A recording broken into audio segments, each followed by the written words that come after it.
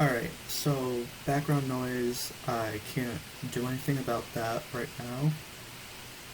Um, but yeah, so about the sim gurus, I genuinely don't know how much they're involved with the decisions being made. I think that they're just PR.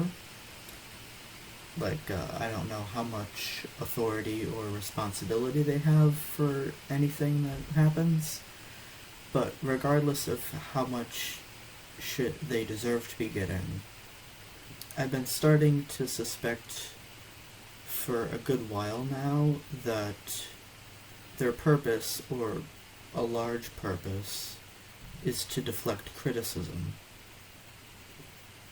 So, if EA builds up this group of people as a friendly human face to be the go-between between the community and the company, um, and they're people that you sympathize with and see as well-meaning, friendly, and all that, then you'll be more hesitant to criticize the game, more hesitant to get angry when EA shits in your mouth, and you'll make more and more excuses for the Sims team and the company when you get said shit in your mouth. And I'm sure that the Sim Gurus are actually nice people, and I'm sure they do care at least somewhat about the community. But that doesn't really change the fact of what's going on here, of what that psychological effect is. And yeah, I really suspect that the sympathizing effect here is at least, I mean, it's got to be at least somewhat intentional by the company. And that can be true even if the gurus themselves are genuinely good and well-meaning people. I'm not trying to say anything against them personally. But the fact is that when you put a bunch of friendly people, friendly faces, as the face of your company's decisions, the community empathizing with them and forming parasocial bonds will get in the way of them expressing their frustration, and it'll soften their demands when they feel like they're demanding it of a friend and not a soulless company, which EA actually is. So then you get these complaints and these things wrong with the game, and these things that the community wants, and we're not being listened to, and the frustration of that is building up and building up, but we feel when we go to express that, it's subdued because we're all like, oh, these are nice people, they're just doing their best and all that. It's not there's no finger to point to that doesn't feel like we're being mean or unreasonable. So then these complaints and these frustrations build up, and then we hit a breaking point, like what's going on recently, where everybody's all like, okay, this this is this is my line. I'm not the this is too much. And it's like, it's that effect where you bottle up your reactions and your thoughts, or like you're not you're not fully expressing these frustrations and these complaints, so it all explodes out later, when it could have been it could have been, and it should have been, addressed and resolved way earlier, before it becomes this huge backlash and this what's the word, like this huge outrage. So in the short term, this setup is advantageous for a company, but not in the long term. And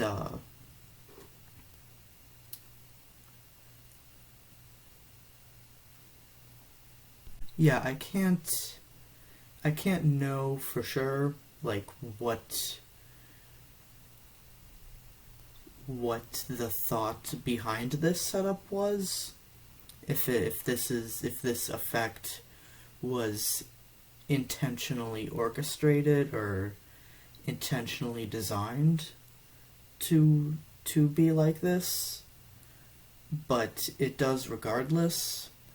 And for a company, like, that definitely seems like something that they would do on purpose. Like, something that a company would be aware of and exploit. So I do personally think that EA, I mean, they have to be aware of this. Like a lot of companies in the modern day, they have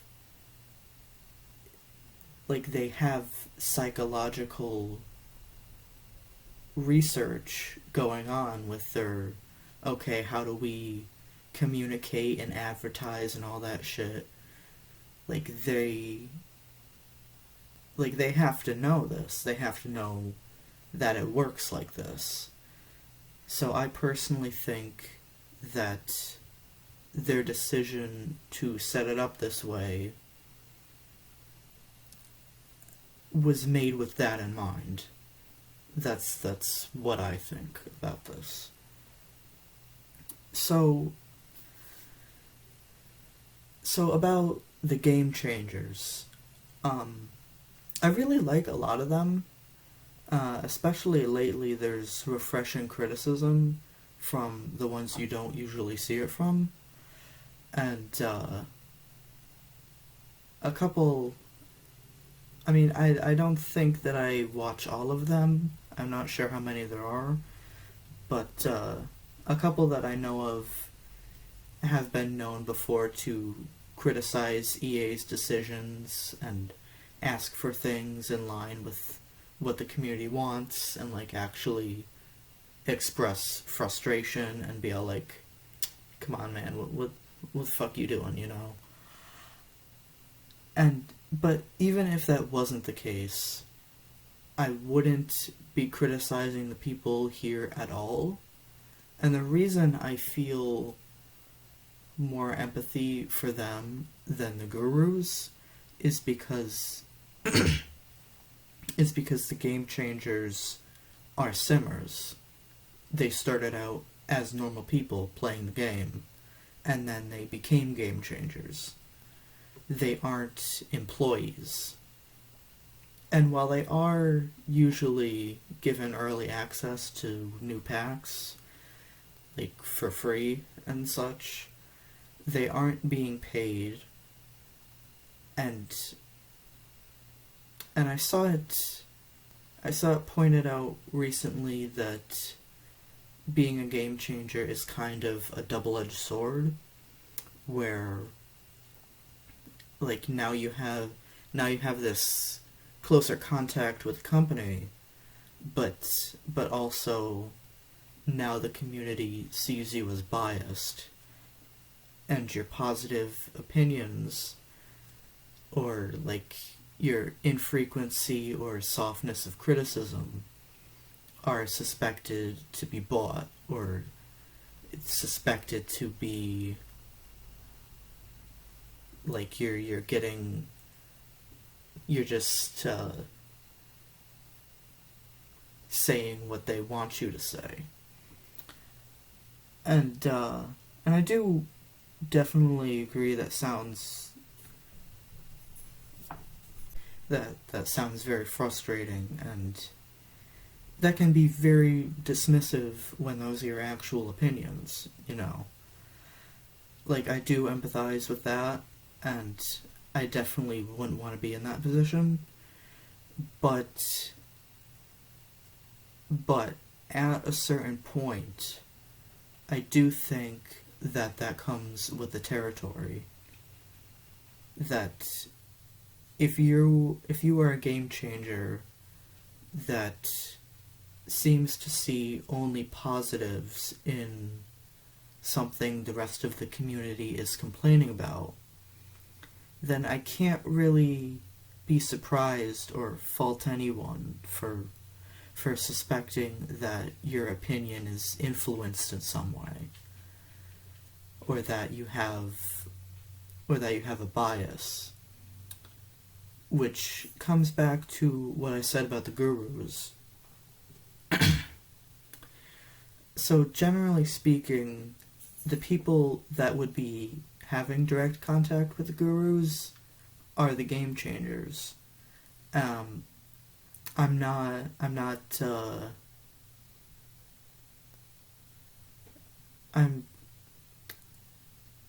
not really in this whole thing, so correct me if I'm wrong, but that's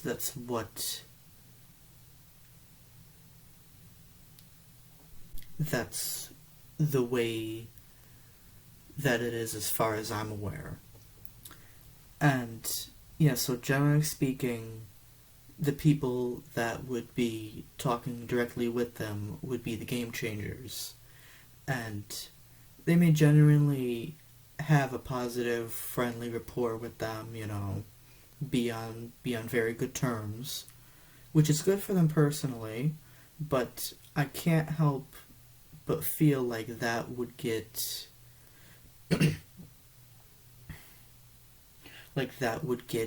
in the way of criticizing the game and being the honest communication they're supposed to be between the Sims community and the Sims team. And, like, so that would be, like, the effect that I was talking about before, where you don't want to, you see this person in a friendly way and you don't want to be too mean about it, so you soften your criticism because it feels like you are criticizing the person and not the company. And I'm not asking anyone to stop being friendly. Like, I think that is good, but, like, I'm asking for honest criticism and honest communication of the community's wants, and also to not make a million excuses when we get handed garbage. And I'm not claiming anyone's opinions are being bought, that anybody specifically is doing this, or that, like, there's any dishonesty from them at all. Like, I personally think that their stated opinions are their opinions, but it would be dishonest of me to say that suspecting influence is entirely unreasonable.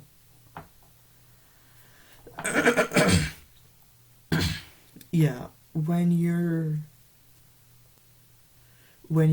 in that in-between position and when you're getting early access and you have personal rapport with these people in the company, I definitely understand where people are coming from when they suspect bias. But I also do understand that it can be difficult to deal with the community dismissing your opinions because you got something for free, or you can have a one-on-one conversation with somebody inaccessible to everybody else.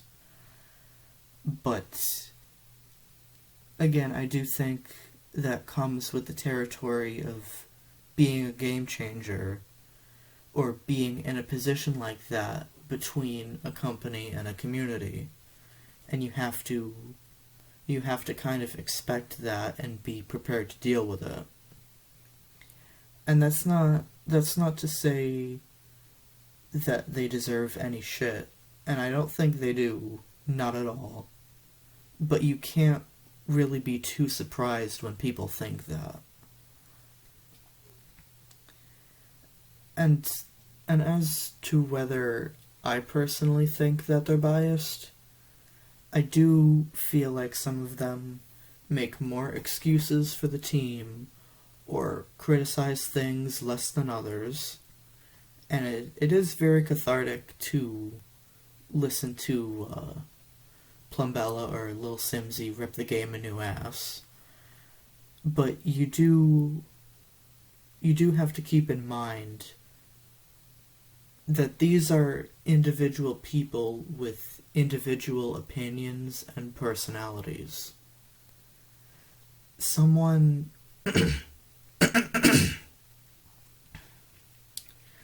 softening their criticism or expressing more sympathy for the team than someone else doesn't necessarily mean that they're being swayed at all.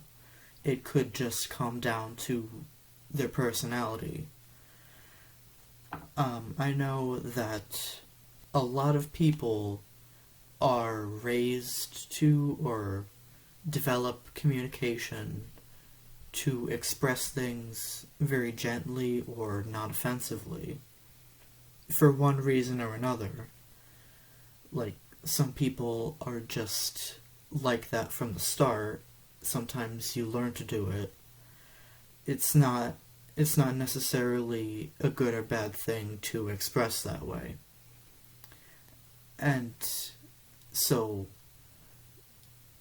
that could be chalked up to just that's how they are, that's how they communicate. And with their opinions, like, some simmers play differently, like some are just builders, and they like different things.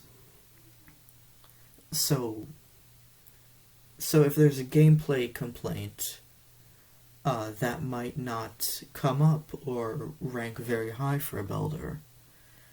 Plus, the individual interests vary a lot. Obviously, you have a bunch of very different people. People like different things. So someone might not like vampires, or might not like playing with vampires in Sims.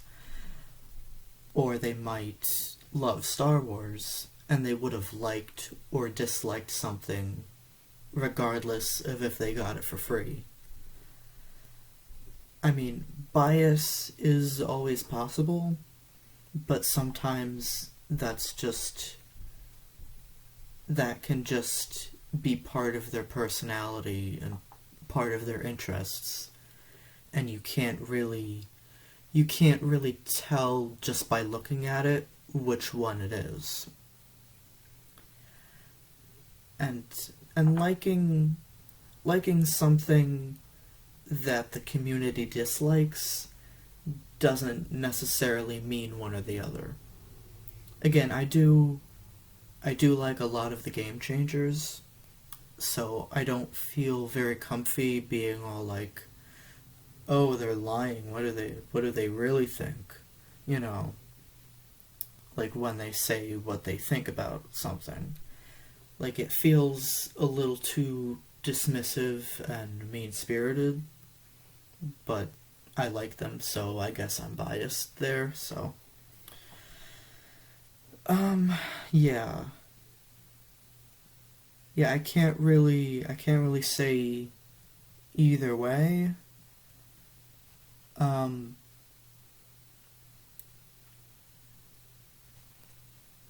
I would just take them at their word that they just like or dislike something. Um, yeah, and I'm definitely not saying that the Sims team and the developers and such deserve no empathy. This is their job, and making a game is genuinely difficult and time consuming. Like, it is hard work, and they do deserve some amount of empathy. But it's also their job, and they shouldn't be given a million excuses either. And I also understand that some of these decisions are made higher up, and the people who are the face of EA's decisions are usually not the ones making them. I don't know exactly who's involved in what, how much responsibility should go where, but either way, the sympathy should not get in the way of criticism, and it feels intentionally manipulative from the company that it seems to. And I definitely do not think anyone should be harassed. Absolutely not. But we need to keep in mind that the sympathetic, friendly gurus are the public face of a company. And when we see bullshit, we need to call it bullshit. And honestly, it's pretty refreshing and cathartic to see the outrage finally outweighing the excuses. Outrage, again, that would not be necessary if they were listening to us in the first place.